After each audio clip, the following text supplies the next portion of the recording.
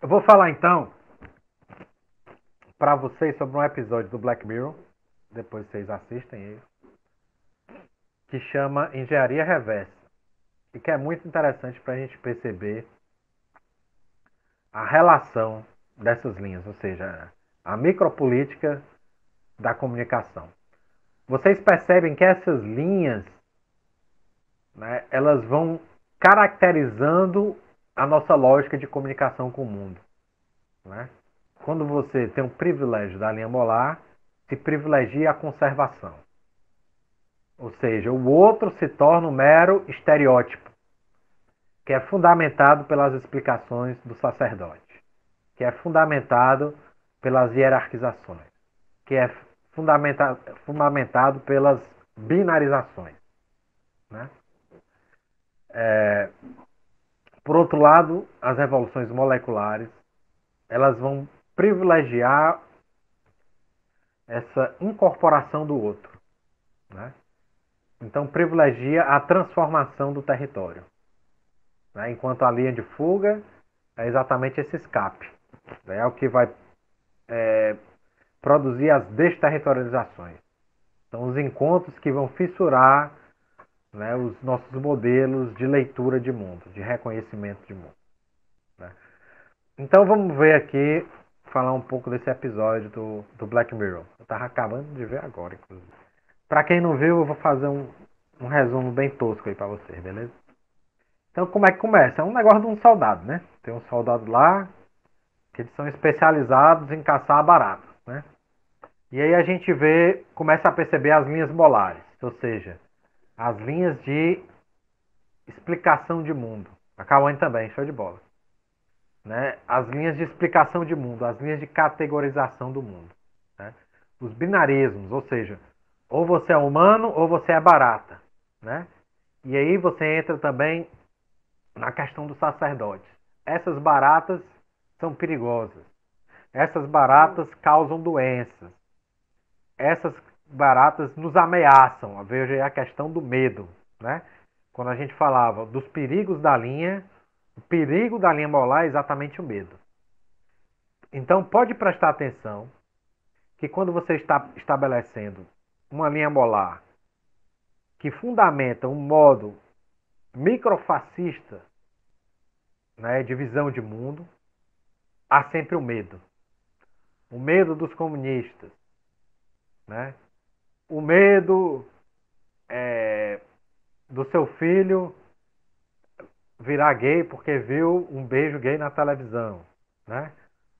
Então, o que fundamenta, né, um dos aspectos importantes desses perigos das linhas molares é exatamente o medo. Né? E eles trabalham muito isso, né? Caracterizando as baratas como esses, essa coisa, né? Eles chamam exatamente ela de coisa, que que nos ameaça, né? Que ameaça a nossa vida, né? Então, a gente vai ver a linha molar, como essa linha molar vai sendo organizada, né? Nós, nós temos aqui um segmento, que é o segmento do exército. Né? Então, quando você está no exército, você é um soldado. Né? Sua função é, então, destruir as baratas. Né? Então, aí você vê já os elementos binários. Né? Homem, barata. Soldado, né? Inimigo, barata. Então, a barata se torna no inimigo. É a ideia da construção do inimigo que é muito importante. Né? É o esquerdista e o direitista. Né? É você ver o outro como petista, né, como fila da puta, corrupto, não sei o quê, ou você vê o outro como bolsonarista, né, que é esse cara tapado, né, que seja uma cheia de estereótipos. Ou seja, você está transformando o outro no inimigo. E isso, do ponto de vista micropolítico, é fundamental para você minar os processos de comunicação e conseguir uma dominação. Porque cada vez que você instaura o medo, você torna mais forte o processo de dominação de um determinado modo de organizar o mundo. Né? No caso deles aqui é o medo das baratas. É o medo das doenças provocadas por essas baratas. Né? Então, aqui a gente vai vendo as linhas molares de organização do mundo. Os segmentos, que segmento é esse? É o exército. né? As linhas molares de explicação de mundo, né? O sacerdote explicar elas são perigosas, elas causam morte, causam doenças, né? Se elas entrarem em contato com a comida, tem que destruir toda a comida, né? E como os binarismos, barata, homem, né? Então, pode prestar atenção, pessoal. Na história da humanidade sempre teve um medo, né? Sempre teve o medo como elemento de constituição da destruição do outro. Nas cruzadas, né, as bruxas, o demônio, né, os comunistas que comem crianças, né? Então há sempre o medo fundamentando uma visão fundamentalista do mundo. Ou você está na igreja, você está na casa, você está no exército, no caso aqui ele está no exército, né? E nesse segmento você tem essas organizações binárias de mundo, bem como tem as explicações do sacerdote. Então, beleza. Essa mulher aqui era uma mulher que é extremamente envolvida com essa linha molar, né? Ela tem um desejo, né? Ela gosta de estar destruindo as baratas, né? Temos que eliminá-las para a sociedade prosperar. Temos que fazer sacrifícios, né? A gente tem escutado muito essa palavra, né? Temos que fazer sacrifício, né? Temos que ir para a rua para o comércio funcionar, a economia circular. Então alguns têm que morrer, né? Para isso, para que vigore aí a imunidade de rebanho, que os sacerdotes dizem, né? Embora a ciência diz que este não seja o método mais adequado, né? Qualquer semelhança com a realidade não é mera coincidência. Então, esse é o discurso, né? Temos que eliminar as baratas. Então, há a produção desse desejo de destruição, de se conectar com a destruição, né? Essa relação do homem com a arma e com a destruição do outro fundamenta, né, esse desejo. Lembrando que desejo, do ponto de vista micropolítico, é produção, né? A construção desse fluxo, no caso de fluxo de destruição do outro, né? Então, é como pessoas que se conectam na internet para cancelar alguém, ou para perseguir alguém, ou que invadem chats de conversas científicas, né? Como aconteceu na Unifesp, né? Para ficar avacalhando o debate, né? Tudo isso é desejo de destruição, né? Vejam a cara dessas pessoas que têm ódio, né? É uma cara de destruição. E elas gostam disso, né? Elas desejam isso, né? Então, tem toda essa produção do desejo nessa linha molar, né? No caso aqui, esse desejo de destruição. É um desejo maior, nesse sentido, né? Um desejo que está conectado com essa classe dominante. E é aí que produz o controle, né? Essa mulher gostava de matar as baratas.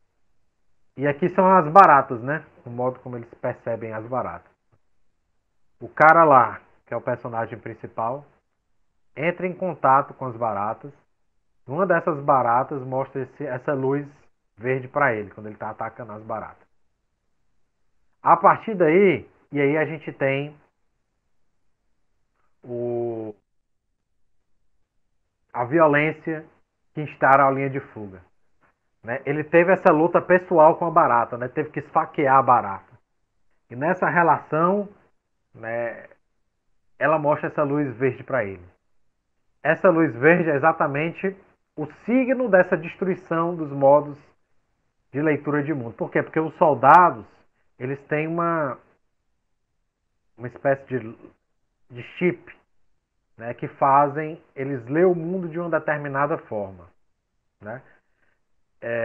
E aí, quando essa barata apresenta para eles essa luz verde, né, na disputa, ele começa a ter problemas.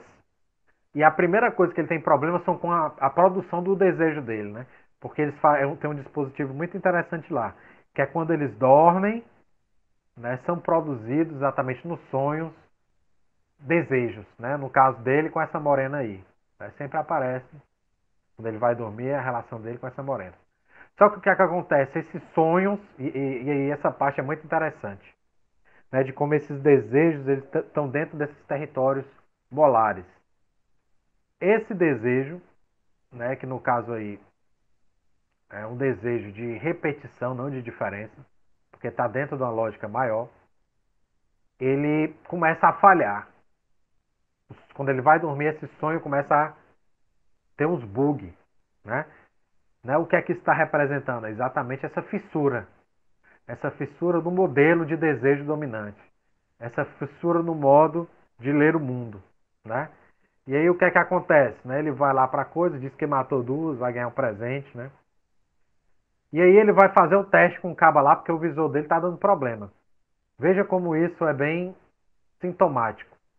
O visor, que é que está representando então essa linha molar, é exatamente o modo como ele lê o mundo.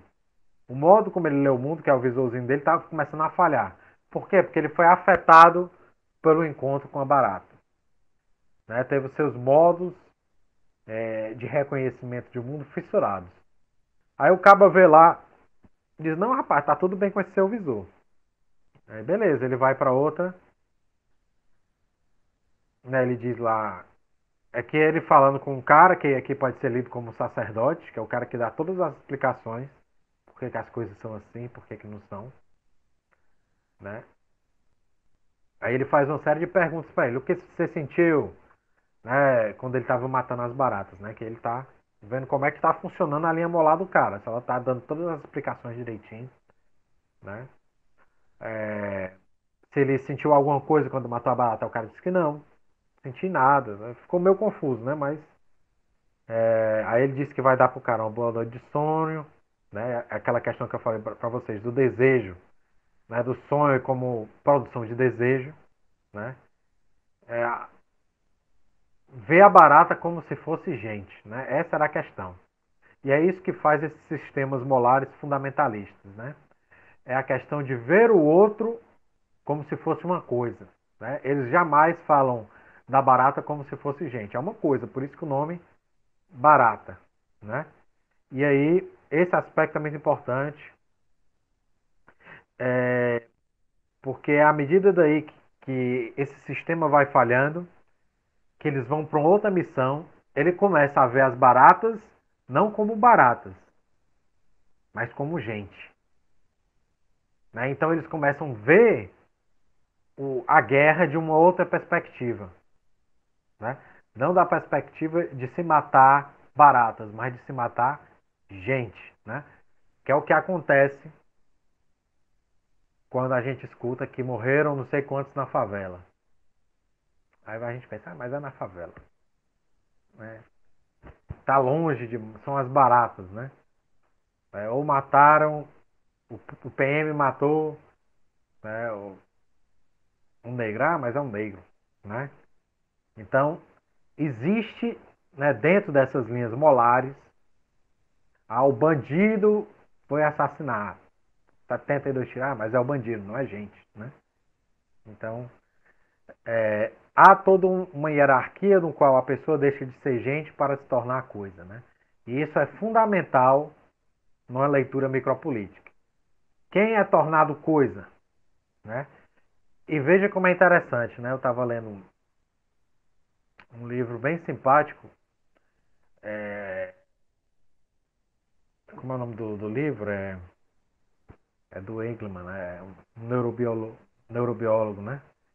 De que os nossos dispositivos neurobiológicos eles vão categorizando o mundo, né? E entre as categorias tem o modo da gente sentir aquilo que é humano e o modo da gente sentir aquilo que é não considerado humano, né? Quando o seu cérebro categoriza que aquilo é humano, há todos uns dispositivos que fazem, que ativam os nossos neurônios espelhos, né? Que são aqueles que nos tornam capazes de se colocar no lugar do outro. Né? Então, quando a gente percebe que ali aquelas relações são humanas, então há o movimento de se projetar, de se comunicar com o outro. Por outro lado, quando seu cérebro identifica que aquilo é uma coisa ou é uma ameaça, esses dispositivos não são acionados. Por que eu estou fazendo esse link? Porque quando você treina pessoas para entender o outro como um inimigo, como uma coisa, o seu cérebro funciona de forma diferente, né? Você fica à vontade para destruir aquilo, porque aquilo é uma coisa. E você não vai se colocar no lugar de uma coisa, porque é uma coisa, não é uma pessoa, né? Então, é isso que aconteceu no nazismo, é isso que aconteceu na escravidão, né? O outro era pensado como coisa. Logo, esse sentimento de empatia, né, esse sentimento de solidariedade são eclipsados, né, são construídos socialmente e isso interfere no modo como o cérebro lê o mundo, né? Então ele passa a ser intensamente afetado, por quê? Porque ele não via mais, ou seja, não via mais a barata como outro, começava a vê-los como gente, né? E aí ele endoida, né? Ele vai lá questionar o cara, né? E fala que tudo era mentira, né? Aí o cara fala pra ele, macho, o negócio é o seguinte. Ele endoida, né? Tá aqui ele endoidando. Aí o cara começa a explicar de que é preciso pensar os outros como inimigos, né? Você vê como é muito bom esse episódio, né? É uma frase dele que é muito interessante, até selecionei para vocês. É bem mais fácil puxar o gatilho quando é o bicho papão, né? Ou seja, quando você entende o outro como monstro, quando você entende o outro como menor, como você entende o outro como um atraso da civilização, né? Ah, eu vou aqui queimar os nordestinos, porque eles, né, são o atraso do país, né? Então, há toda essa construção do outro enquanto uma coisa, que possibilita exatamente a sua destruição, o seu desejo de destruição. Então ele vai falando pro cara lá que você que tem que escolher. Se você quiser, a gente não vai resetar sua memória. Mas você vai para a prisão e você vai ter que lembrar todas essas coisas que você fez sem esse modo de leitura que é o maior. Ou seja, ele vai ver todas as pessoas que ele matou, em vez de ver baratas. Ou, por outro lado, você é reiniciado e tem uma vida maravilhosa, né? E aí, depois dessa conversa, aparece ele chegando em casa de exército, vendo a mulher dele, né? Aquela morena dos sonhos. Ou seja, né, essa revolução molecular foi capturada pela lógica do capitalismo, dos desejos produzidos pelo capitalismo, né, e por aquilo que é difícil quando se faz uma revolução molecular. Ou seja, você tem que inventar seus próprios modos de existência, né? Que é o que ele tinha que fazer ali, fora da lógica desse desejo, que é um desejo maior, né? O desejo do capitalismo. Mas tá aqui, né? Ele chegando lá com o visorzão funcionando, aí ele vê a morena lá e cai a lágrima, né? Fica subentendido aí, de certa forma, né? Se essa alegria de tristeza, né? Só o inconsciente dele que chora, né? Então, são os aspectos aí que a gente pode ver. As linhas molares, como é que se dá as linhas moleculares, como é que ele tenta resistir nesse contato com a diferença, né? De como ele salva uma família lá também, tem uma parte que ele salva uma família, né? Que ele até atira na sua colega, mas que depois ele sucumbe, né? O capitalismo captura, né? O desejo, né? Dele, produz um axioma. Beleza, pessoal?